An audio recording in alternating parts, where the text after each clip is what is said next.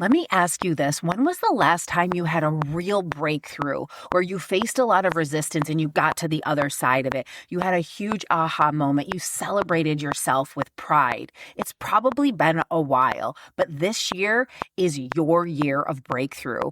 Imagine every single week having a massive breakthrough that literally changes your entire life.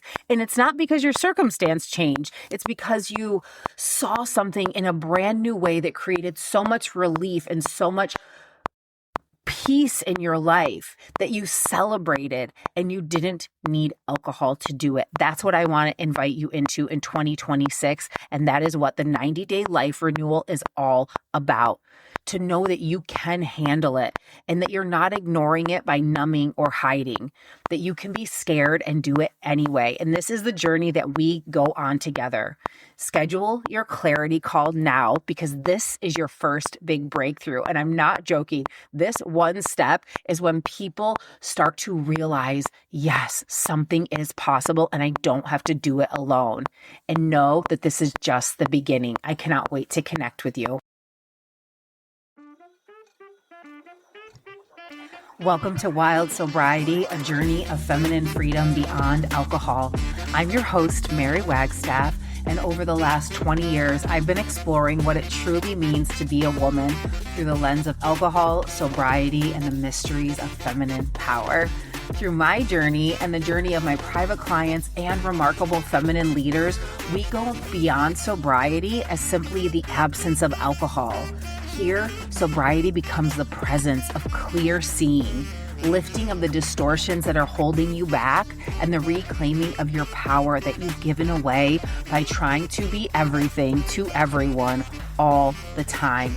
This is an invitation into the permission, power, and pleasure of receiving the extraordinary gifts of what it means to be a feminine woman. If you are here, you belong. So on today's episode, I want to talk to you about the one thing that is probably missing from your dry January. Whether it's dry January and you're abstaining from alcohol or you have already been abstaining from alcohol, congratulations. But chances are you probably have some goal that you have been focusing on, something that you want to shift in your life.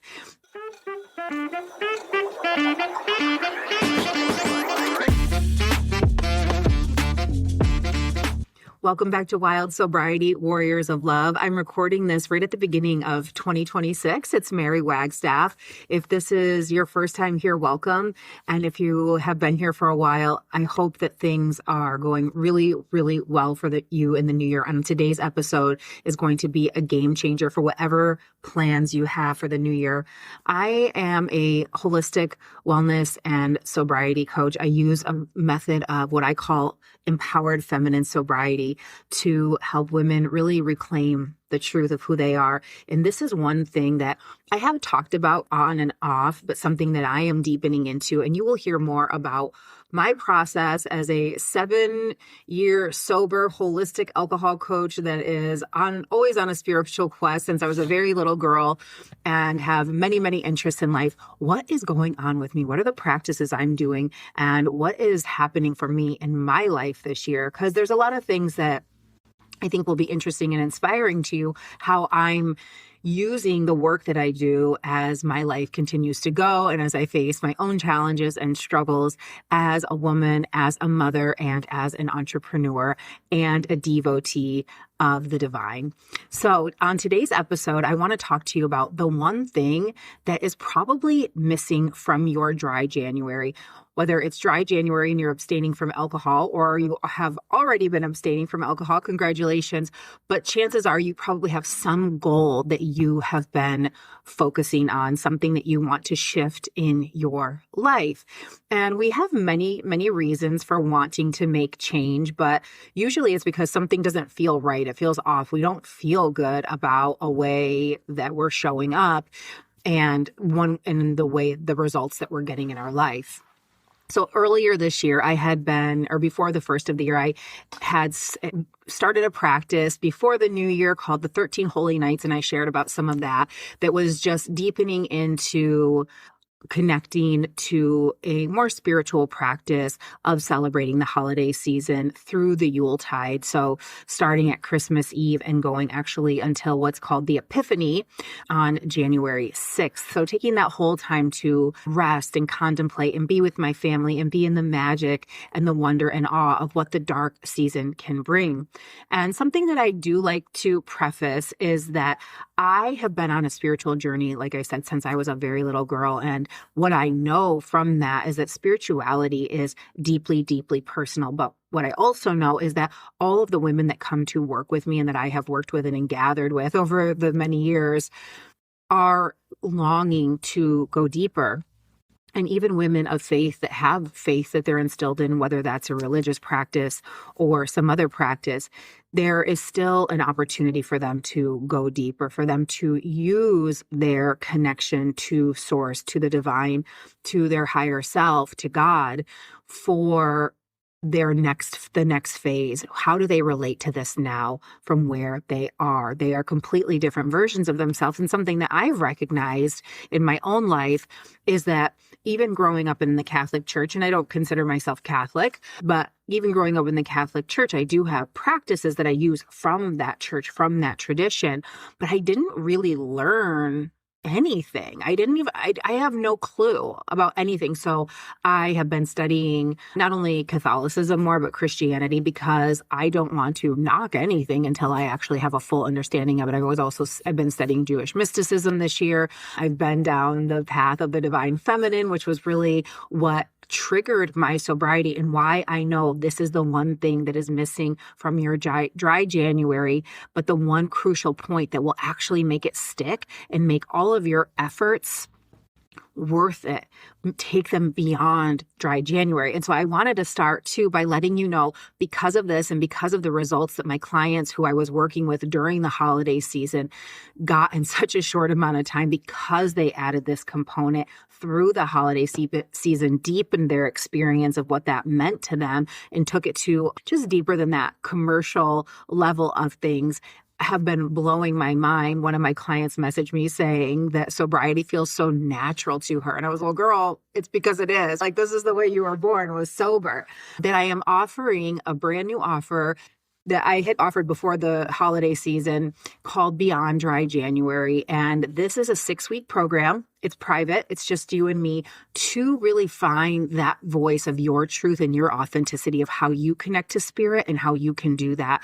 Use that to anchor into this authentic expression of your sober self. So the link is in the show notes. It's a 6-week experience. We have 4 private one-on-one sessions, as well as unlimited access to coaching through text and email. This is a game changer for everyone. And then you'll have unlimited lifetime access to my course, which is all about going deeper into your own awakening journey. And this space is very, very limited. I would love to have you. So just click the link to find out the details, register, and then I will be in touch personally to schedule our time together. So the one thing, I was researching spiritual fasting and I came across what is called a Daniel fast. So I won't go into it here, but a Daniel fast is a 21-day fast that has specific parameters of a story from the Bible. And people are using this. A lot of Christians use this at the beginning of the year to start their year connected to God, with God leading their year. And so I just did research on it, and I found this couple that had a YouTube channel and a podcast, and the wife said, a fast without prayer is just a diet. And that I stopped me dead in my tracks. There were so many beautiful things I took from that episode, but a fast is usually referring to food, but you can abstain from anything. Something that I probably will abstain from for the rest of my life is I took all social apps off of my phone before the new year. And it's really been a game changer to me, because I wanted that extra time to deepen my connection to my spiritual studies. And I knew that that was some way I decompress sometimes at the end of the day. And so instead I'm decompressing through reading spiritual text, through self-study, and that feels and anchors me into something deeper. So the reason that this is important for you is because when we are connecting to, and what I mean by prayer isn't necessarily reading biblical texts, but it is this idea of turning inward rather than checking out. And what often happens is, even if you abstain from alcohol or whatever it is that you are fasting from, so there's these terms, social media fast, all of these things, is that what we tend to do instead is replace or distract ourselves. And we aren't necessarily going deeper into understanding what need we have that's not being met. And a lot of times I talk a lot about the intersection of belief and behavior here in my content, because behavior is just a habitual action that becomes repetitive. And before we know it, we're treating people a certain way, or we're complaining, and we don't really need to be. So we have to become aware of it. And some of those can be easily shifted. But what I also know is that when we just replace it with, say, you're making all these mocktails instead, or even going out and having, say, a physical fitness experience. Now, if you are doing that, if you're deepening that into a prayerful experience or a very mindful experience of not having necessarily a goal to like lose weight, but to connect with you. And all of those goals, none of them are wrong or bad. And what I find is that the harmony of our holistic experience, mind, body, heart, and soul, will happen naturally when we are making the choice from love. And this is a really beautiful question that you can ask yourself, is what is the loving choice? Oftentimes we have two things that we do want to do. So for example, over the weekend I usually go to a yoga class one day of the weekend at the yoga studio that I do teach at. And there was this other class that had just started that I was signed up for because I wanted to know about all the classes so I can promote them and share the experience. So it was two back-to-back classes, which typically I would be into. One was a yoga class and one was more of this strength training class. And I woke up and I'm at the end of my cycle. So my energy is a little bit lower, and we had been working on some remodeling projects at the house. And I was a little bit torn. And I know this seems kind of simple, but I had to stop because I did want to go, but there was something that was holding me back. And I just asked myself, I took that moment to tune inward, to turn into hearing that whisper of my connection to source, to the infinite field of awareness, to God, and just asked, what's the most loving choice?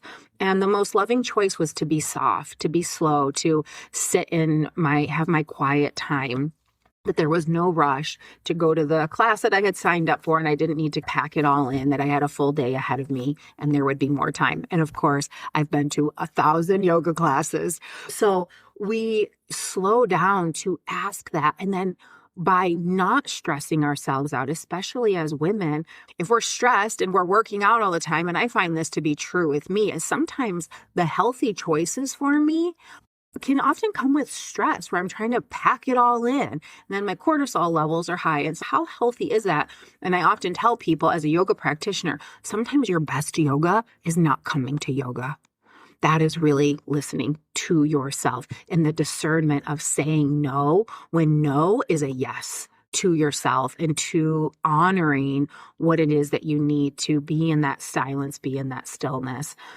The second reason that prayer or devotion is required in your fast from alcohol or whatever you are fasting from is, like I was just talking about, is connecting to that deeper part of you that goes beyond the finite, that goes beyond our human experience. Our human experience is deep, but it is finite. It will come to an end. This body will become dust, ashes to ashes, dust to dust.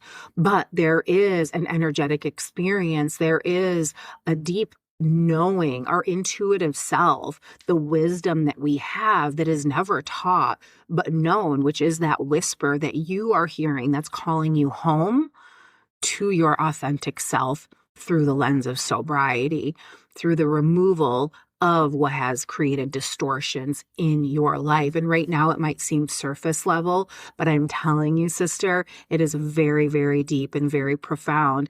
And if you're listening to this, I know that you have these contemplations. You have even just a whisper of knowing that there's more for you. And there's a lot of things I do for vanity. I'm not saying that there's anything wrong with that. Our human experience is very divine, but it will end. And there is a way we can live in this life through our experience of that deeper connection that changes how we show up, the energy. And this brings me to my third and final point, is present moment awareness. When we are in the present moment, there is no lack. We have everything we need. If you are here, everything has worked out in your favor, because what's the choice, alive or dead? All of the sensations you're experiencing, and this is what we do in private coaching, is we honor the fact that, wow, this actually just means I'm alive. And when you tune in, instead of making labels and creating all of these stories, why this resistance is wrong, it's simply sensations in my body. Now there has to be a willingness to be with that. And that's where we have to create the space to do it. And that's why the commitment to the private coaching container is the start of that, is the beginning of you making that commitment to yourself in a way that could be challenging to fit that in. And the chances are you figure it out, right? When the car breaks, when you have a new baby, when there's an unexpected bill, when whatever happens, the kids are sick, you figure it out, even if it doesn't fit into your schedule. But it's so easy for us to make excuses why it doesn't work. But when we do take that time, and on next week's episode, we're going to talk about getting your priorities straight. And I say that in the most loving way.